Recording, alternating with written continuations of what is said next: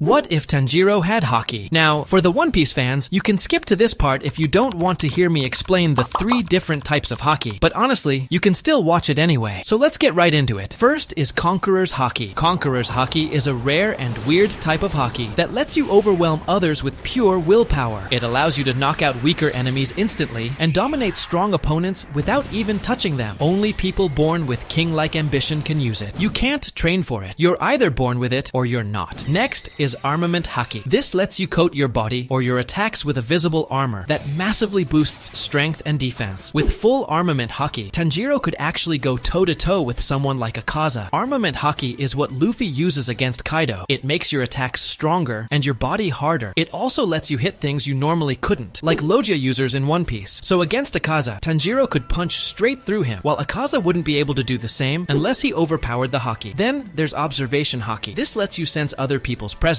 emotions, and intent. It can also let you predict movements. We saw this during Luffy's time skip, when he was dodging attacks blindfolded. At higher levels, it lets you react before attacks even happen. So these are the base Haki abilities we're giving Tanjiro in this What If. So Tanjiro goes out to sell charcoal. I'm going to skip most of the dialogue here. When he comes back, the old man warns him that demons roam at night, so Tanjiro stays the night at his house. The next morning, Tanjiro returns home and finds his entire family slaughtered, with only Nezuko, his younger sister, still alive. Tanjiro tries to take her to get help, but Giyu stops him. The two fight briefly, and Giyu eventually tells Tanjiro to go to Urokodaki, the former water Hashira. Skipping most of the dialogue again, Tanjiro goes through final selection, defeats the swamp demon, defeats the drum demon, and meets Inosuke and Zenitsu. Everything plays out the same as the original timeline all the way up to Rui's Mountain, which I'll also mostly skip. Now, this is where things change. The first time Luffy ever unlocked Haki in One Piece was when he used Conqueror's Haki at Marineford after Ace died, knocking out tens of thousands of Marines. In this timeline, Tanjiro's moment happens at Rui's Mountain. Tanjiro kills the mother demon, gets blasted away by the father demon, and ends up on the brink of death. When Rui is about to kill him, and Tanjiro sees Nezuko in her prayer state, he finally awakens Conqueror's Haki. The pressure knocks Rui to the ground and makes him pass out. Tanjiro can barely move afterward. Giyu arrives, sees the demon unconscious, and kills Rui quickly, ending the fight. After that, Tanjiro has his first real grasp of Haki. Since he doesn't have a teacher like Luffy did, he doesn't fully understand it yet, but it becomes clear that he possesses Conqueror's Haki, with the potential for observation and armament Haki as well. From this point on, Tanjiro begins training his Haki slowly, but he still hasn't unlocked sun breathing yet. We need a way for Tanjiro to unlock sun breathing, and I think I have the perfect idea. When Tanjiro, Inosuke, Zenitsu, and Nezuko board the Mugen train with Rengoku, everything starts the same. Once everyone is trapped in Enmu's dream, Rengoku, Zenitsu, and Nezuko protect the train, while Tanjiro and Inosuke go to fight Lower Moon 1, Enmu. At this point, Tanjiro can't fully keep up. He's not as strong yet because he didn't go through the full Rui fight in this timeline. While Enmu keeps pulling him back into the dream over and over, Tanjiro starts getting flashbacks, memories of his family, his father, and the dances he was taught as a child. Those memories keep repeating inside the dream. Through them, Tanjiro instinctively begins breathing the exact way his father showed him. That's when he awakens sun breathing in this timeline. He doesn't fully understand it yet, but the breathing style unlocks naturally through his memories. With sun breathing, Tanjiro and Inosuke defeat Lower Moon 1, and the train derails just like before. Tanjiro still gets stabbed because he hasn't had enough time to properly train his Haki yet. Now we get to Rengoku versus Akaza. As Akaza starts overwhelming Rengoku and is about to land the finishing blow, Tanjiro is laying on the ground, badly injured. He looks up and screams, "Rengoku, don't die!" In that extreme moment, fueled by frustration, fear, and being tired of feeling weak, Tanjiro awakens Conqueror's Haki again, but this time, it's far stronger than his first awakening. The burst of willpower shocks Akaza. Akaza doesn't pass out like Rui did, because he's an upper moon with an incredibly strong will, but he immediately senses how dangerous Tanjiro's presence is, and backs away instinctively, similar to how Goku backed away from Beerus when his instincts kicked in. That hesitation gives Rengoku an opening. Rengoku holds Akaza in place, but before he can finish him, Akaza notices the sunrise and retreats. This time, Rengoku survives. After that, Tanjiro isn't broken by grief. Instead, he becomes focused on understanding where that power came from. He starts training his Haki seriously, questioning his Conqueror's Haki, and from here, he begins unlocking Armament Haki and Observation Haki as well. Tanjiro slowly starts learning how to feel Haki, and Armament Haki and Observation Haki come much easier to him than Conqueror's Haki. He can use a little bit of Conqueror's Haki, but it's still very weak. It only really comes out in emotional moments. When Tanjiro starts using Armament Haki, he feels his skin harden, and he realizes he can punch through things way easier than before. Most of his training focuses on control, learning how strong his Haki really is, and how long he can maintain it without losing focus. For observation Haki, Tanjiro has Zenitsu try to hit him while he wears a blindfold, similar to how Luffy trained during his time skip. Tanjiro practices sensing intent and dodging attacks without seeing them, and over time, he improves a lot. By the time the Entertainment District arc starts, Tanjiro has gone on more missions and trained enough that his armament Haki is at a solid level. He's far more durable and physically stronger than before. His observation Haki is also very strong, close to Hashira level awareness. He can sense enemies easily and dodge attacks much more consistently. His Conqueror's Haki, on the other hand, is still rough. He can use it, but it's nowhere near as refined or powerful as his other Haki types. It only really shows up when he's pushed emotionally. For the Entertainment District arc, instead of taking the girls, Tengen takes Tanjiro, Zenitsu, and Inosuke with him. They disguise themselves and search for Upper Moon 6 Daki. I'm skipping straight to the main fight. While Tengen, Inosuke, Zenitsu, and Tengen's wives deal with the Belt Demon, Tanjiro fights Daki one-on-one. This fight is much easier for Tanjiro now. With observation Haki, he can sense all of Daki's attacks, and with armament Haki, he can actually block and deflect her belts. That lets him get close enough to use sun breathing properly. Because of that, Tanjiro is able to behead Daki on his own, without Nezuko needing to step in. Once Daki is beheaded, Gyutaro bursts out and immediately goes for a killing blow, but Tanjiro senses the attack instantly with observation Haki. He activates armament Haki just in time and gets blasted into a building instead of dying. Without armament Haki, that hit would have killed him. When Tengen, Inosuke, and Zenitsu arrive, Tengen jumps straight into combat with Gyutaro, while Inosuke and Zenitsu handle Daki. Tanjiro takes a moment to recover from the hit, then joins the fight. At this point, Tanjiro is close to his original strength from the canon timeline, but now he's more durable and can sense attacks. That makes him far more effective at supporting Tengen, since he can warn him and react to Gyutaro's movements. That said, Gyutaro is still insanely fast, and if Tanjiro slips up even once, he could be killed instantly. That's the biggest danger in this fight. Now I'm going to skip to near the end of the fight. Gyutaro releases his huge attack, and Tanjiro leaves Tengen to deal with a different part of the battle. Because of that, Tengen still loses an arm in this timeline, but he successfully stops his heart and survives. When Zenitsu is trapped under the rubble, and it's just Tanjiro left, everything mostly plays out the same with the poison and all that. The main difference is this: when Tanjiro goes in to behead Gyutaro, the sickle does not pierce his chin this time. His armament Haki is strong enough to block it. Because of that, Tanjiro isn't as badly injured. Nezuko still saves everyone from the poison, and that wraps up the Entertainment District arc. Now we move into the Swordsmith Village arc, but first there's a 3-month gap. Tanjiro isn't in a coma this time. His sword is almost broken, but during these 3 months, he focuses heavily on training Conqueror's Haki. Because of the Gyutaro fight, his Conqueror's Haki improves a lot. He can now activate it intentionally instead of only in emotional moments. His armament Haki and observation Haki are close to their peak, and after 3 months of non-stop training, his Conqueror's Haki is nearly mastered. Any weaker demons get knocked out instantly. Now into the Swordsmith Village arc. I'll skip most of the dialogue. Tanjiro meets Mitsuri, Genya, and Muichiro, and continues learning more about his Haki along the way. I'm skipping to the moment where Muichiro grabs Tanjiro's nose and Upper Moon 4 appears. Muichiro still gets blasted away. Yeah, he always gets blasted away, because nobody knew that attack was coming, and Tanjiro isn't fast enough to catch him. When Tanjiro fights the Sound Emotion clone, it's not that difficult for him. With armament Haki, his body can't be pierced or grabbed easily, and he can even fight back with his fists if needed. When the 4 emotion clones split up, things mostly stay the same. Nezuko ends up under the rubble, and Tanjiro gets the red blade when Nezuko burns her blood onto his sword. Now, against the 4 emotion clones, Tanjiro uses Conqueror's Haki. While Genya and Nezuko search for the main body, Tanjiro holds the clones back by himself. He combines Conqueror's Haki, armament Haki, and observation Haki to fight all 4 at once. The pressure from Conqueror's Haki makes it harder for them to move, and some of them even struggle to stay conscious. As Tanjiro keeps applying pressure and uses sun breathing, the clones are forced to merge into the single main emotion clone. Meanwhile, Muichiro's fight stays the same. He gets trapped in the water prison, unlocks his Demon Slayer mark, gets his new sword, and kills Upper Moon 5, Gyoko. Mitsuri arrives, saves the village chief, and helps Tanjiro, Nezuko, and Genya hold back the main emotion clone, while Tanjiro goes to find the real body. This time, it's much easier because Tanjiro isn't badly injured. His foot isn't messed up, and he can move freely. Tanjiro uses Conqueror's Haki to freeze the main body in place, lets Nezuko burn in the sunlight like the original timeline, and kills Upper Moon 4. Nezuko becomes immune to sunlight, ending the Swordsmith Village arc. Now we enter the Hashira training arc. This arc is huge for Tanjiro. All the Hashira are extremely interested in him, and they actively help train him. His observation Haki improves massively through blindfold training and constant sparring. He also refines his Conqueror's Haki to the point where it can rival some of the Hashira's presence. Then, the Ubuyashiki family head dies, and Muzan drags everyone into the Infinity Castle, and that's where the next arc begins. begins. Now, I know what you guys are probably thinking right now. Oh, you forgot Rengoku. No, I didn't. I didn't forget Rengoku. So now we get Rengoku and Tanjiro versus Akaza. And this is a really cool fight. Let's get right into it. Rengoku and Akaza are throwing hands like usual, and then Tanjiro steps in and uses Conqueror's Haki, starting to actually 1 versus 1 Akaza. Akaza lands a really strong opening blow on Tanjiro, but Tanjiro blocks it with armament Haki. With the pressure of Conqueror's Haki combined with Rengoku backing him up, Tanjiro is honestly kind of whooping Akaza for a bit, but Akaza is still insanely strong and eventually starts overwhelming both of them. That's when Tanjiro unlocks his selfless state, and together they finally kill Akaza. At this point, Tanjiro is honestly way stronger than normal Hashira level. Now, while that's happening, you're probably wondering where Giyu is. Giyu arrives at the upper moon to fight a little late. By the time he gets there, Shinobu is already on the brink of death. Giyu saves her and starts fighting Doma. Doma is weakened a bit from the poison. Not fully, but enough. Inosuke and Kanao join in, and together they kill Doma. Shinobu herself said it takes at least 3 pillars to beat an upper moon, and this time they have enough strength to do it. Now we move to the upper moon 1 fight. After killing Akaza earlier than the original timeline, Tanjiro and Rengoku try to find the other upper moons, but Nakime splits everyone up. Tanjiro ends up in the upper moon 1 fight right when Muichiro gets his hand cut off. Tanjiro immediately jumps in, distracting Kokushibo with his Conqueror's Haki and pulling Muichiro out of danger. Tanjiro puts Muichiro behind him and faces Kokushibo head on. Kokushibo starts raging when he sees Tanjiro's earrings. Realizing what they are, Tanjiro has to protect Muichiro while also fighting, so he takes multiple hits using armament Haki to survive Kokushibo's attacks. Kokushibo finds it strange. He's never seen someone like Tanjiro before. With Genya's help, they manage to push Kokushibo back a little, but he still overwhelms them. That's when Gyomei and Sanemi arrive. With all of them together, Tanjiro applies massive pressure using Conqueror's Haki, but Kokushibo is still strong enough to basically 1 versus 5 them. Muichiro keeps fighting, even with his hand gone. Eventually, they finally cut off Kokushibo's head. He realizes he was wrong, remembers his brother, and dies. Because of this, nobody dies in the Infinity Castle arc in this timeline. Now for the side battles, Zenitsu versus Kaigaku happens the same way. Zenitsu wins with the 7th form. Yushiro, Obanai, and Mitsuri versus Nakime. Yushiro takes control of the Infinity Castle. Muzan notices this, kills Nakime himself, and Yushiro gets all the Demon Slayers out of the Infinity Castle. And now we move into the Sunrise Countdown arc. Now with Tanjiro's Haki, Tanjiro is right on the front lines, putting pressure on Muzan, using Conqueror's Haki, Armament Haki, and Observation Haki, using everything he has. He's dodging Muzan's movements and can actually keep up with him, even though Muzan is insanely fast. Normally, only the Hashira can keep up with Muzan, but Tanjiro is going beyond that now. At this point, Tanjiro is stronger than the Hashira. His durability is higher, his sensing ability is stronger, and with Conqueror's Haki, he can apply pressure without even touching Muzan. He's overwhelming him just by being there. If you guys remember my "What if Tanjiro had half cold, half hot" video, Muzan used that massive base blast and Tanjiro blocked it with an ice wall. In this timeline, Tanjiro doesn't have ice, so instead, he challenges that attack with Conqueror's Haki, softening the blow through sheer willpower. Tanjiro himself is mostly fine because of armament Haki, but the Hashira still take heavy damage, just like in the original timeline. Some of them lose limbs in this fight. For example, Rengoku loses an arm, but they keep fighting through it. Together, they drag Muzan into the sunlight and finally kill him. Because of this, Tanjiro never becomes the Demon King. He's way too strong, fully conscious, and in perfect condition. With Muzan gone, Obanai and Mitsuri survive and get together. Rengoku survives, and he finally gets to live on and be with his little brother again. Gyomei still dies because he's past 25, and the Demon Slayer mark kills him. Just like Kokushibo said, Giyu does not lose an arm, though he comes close. Sanemi survives, like he does in most timelines. Shinobu and Giyu get together. Muichiro gets to live at least a little longer. All of them still have the Demon Slayer mark, so their lifespan is limited to 25. If you guys want a happier ending, go check out What If Demon Slayer Had a Perfect Ending. In that video, I made almost everyone survive except for the people that genuinely couldn't be saved. And if you guys want My Hero Academia content, go to my second channel and let me know your ideas. If you want me to post MHA content on my main channel, join the Discord link down below, because that's where I talk to you guys the most. Make sure to like and subscribe, and check out What If Demon Slayer Had a Perfect Ending.